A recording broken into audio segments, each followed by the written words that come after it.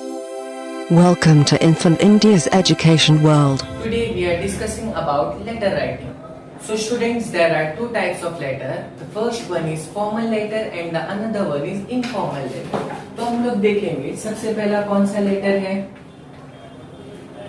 Formal letter, और second one कौन सा है students, informal.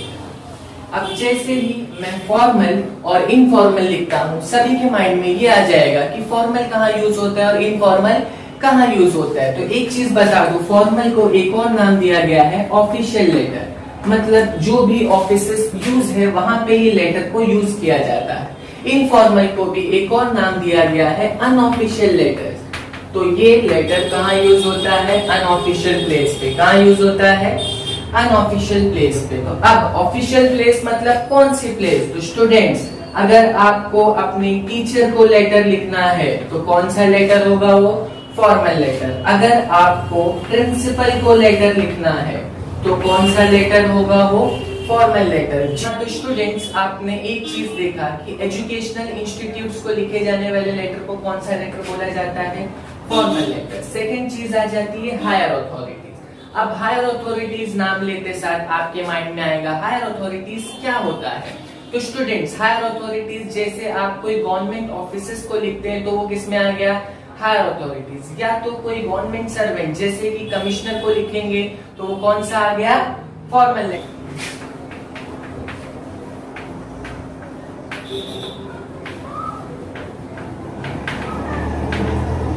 Students higher authorities जो भी है उसको लिखे जाने वाले लेटर को कहा जाएगा फॉर्मल लेटर। एक और चीज बता दूं कि अगर आप एडिटर ऑफ न्यूज़पेपर को लेटर लिखते हो कुछ अपनी चीजों को पब्लिश करवाने के लिए, तो वो लेटर को भी क्या कहा जाएगा, फॉर्मल लेटर। क्या कहा जाएगा, फॉर्मल लेटर। एक्सेट्रा एक्सेट्रा जो भी ऑफिशियल पर्सन को आप लेटर लिखोगे वो लेटर किस में आ जाएगा, फॉर्मल लेटर में। अब हम आ जाते हैं सेकेंड लेटर, इनफॉर्मल लेटर।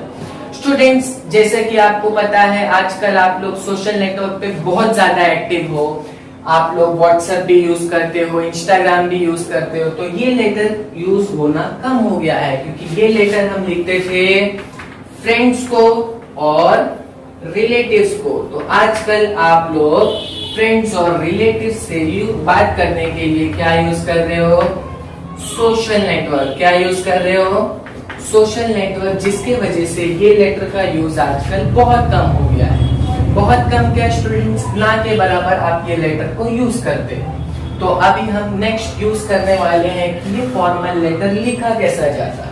सबसे पहले स्टूडेंट्स आ जाता है फॉर्मेट में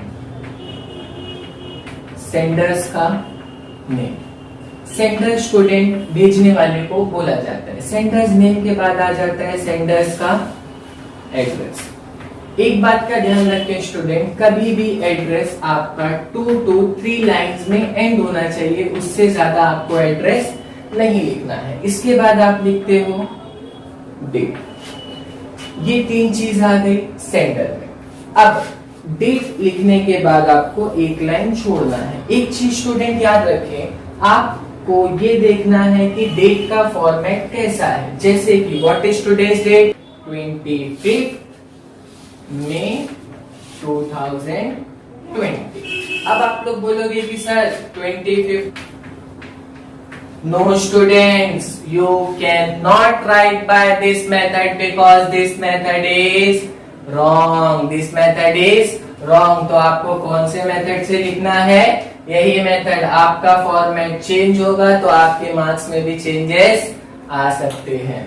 अब इसके बाद जो आता है वो है रिसीवर का नेम, उसके बाद आता है रिसीवर का एड्रेस, उसके बाद रिसीवर्स नेम और एड्रेस। ये भी आपको गिवन रहता है। जब मैं आपको बताऊंगा लेटर का क्वेश्चन सॉल्व करके तब मैं आपको कैसे लिखना है, कहाँ मिलेगा, हर एक चीज बताऊंगा। तो स्टूडेंट्स हम लोग रिसीवर्स एड्रेस पे थे। रिसीवर्स एड्रेस के बाद हमारा क्या आ जाता है, सैल्यूटेशन। क्या आ जाता है, सैल्यूटेशन। अब सैल्यूटेशन में क्या आ जाता है, रिस्पेक्टेड सर स्लैश मैडम। अब स्टूडेंट्स जैसा कि आपको पता है, आप पहले भी लेटर लिखे होंगे रिस्पेक्टेड सर और मैडम।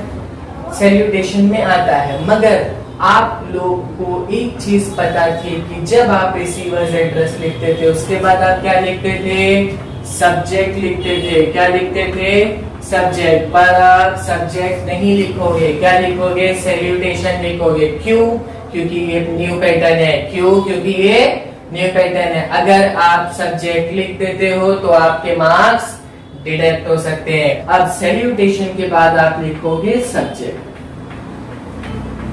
सब्जेक्ट क्या होता है स्टूडेंट्स, आप क्यों लिख रहे हो लेटर। जैसे कि आपको 4 दिन की छुट्टी चाहिए तो application for leave for 4 days. कितना डेज, 4 डेज। या तो आप बीएमसी को लिख रहे हो तो उसके लिए आप सब्जेक्ट बीएमसी के लिए लिखोगे। तो सब्जेक्ट कभी भी याद रखना 4 to 5 वर्ड्स में आपका फिनिश हो जाना चाहिए। 4 to 5 वर्ड्स में फिनिश। स्टूडेंट्स सब्जेक्ट के बाद जो आता है आपका वो आ जाता है बॉडी ऑफ द लेटर। क्या आ जाता है, बॉडी ऑफ द लेटर। एक चीज याद रखिए students, body of the letter कभी भी आपका 3 पैरा में फिनिश हो जाना चाहिए। कितने पैरा में, 3 पैरा में। उसमें भी आपका फर्स्ट पैरा और थर्ड पैरा फिक्स होता है, सेकेंड पैराग्राफ में आपको चेंजेस करना पड़ता है। बाद आप लिखते हो complimentary close. Complimentary close students, complimentary close में क्या आता है, what is mean by complimentary close. Students complimentary close में आप लिखते हो थैंकिंग यू। क्या लिखते हो, थैंकिंग यू। हर चीज के बाद आपको एक लाइन छोड़ना है। हर चीज के बाद लाइन। सैल्यूटेशन हुआ, एक लाइन छोड़ो। सब्जेक्ट हुआ, एक लाइन छोड़ो। फिर लिखना है आपको बॉडी ऑफ द लेटर, फिर आपको एक लाइन छोड़ना है। कॉम्प्लीमेंट्री क्लोज के बाद आपको एक लाइन छोड़ने के बाद लिखना है सब्सक्रिप्शन। अब स्टूडेंट्स आप सब्सक्रिप्शन ये वर्ड न्यू सुने रहोगे। What is mean by subscription. Subscription मतलब जो आप बचपन से लिखते आ रहे हो, yours truly, yours faithfully, yours obediently, ये सब किसमें आ जाता है बच्चों, सब्सक्रिप्शन में आ जाता है। किसमें आ जाता है, सब्सक्रिप्शन। ये सब्सक्रिप्शन के बाद आप लिखते हो सेंडर का नेम, सेंडर्स नेम। तो ये हो गया हमारा students format of the letter. इसके बाद ये फॉर्मेट में हम फिलअप करेंगे और बताएंगे कि लेटर कैसे लिखा जाता है, ये फॉर्मेट में कैसे सब्स्टिट्यूट किया जाता है। स्टूडेंट्स यहाँ पे क्वेश्चन आ चुका है। ये ऐसा क्वेश्चन है कि आपको हर दिन यूज होता है। फर्स्ट से लेके 10th तक सबको छुट्टी चाहिए रहता है, आपको भी छुट्टी चाहिए रहता होगा।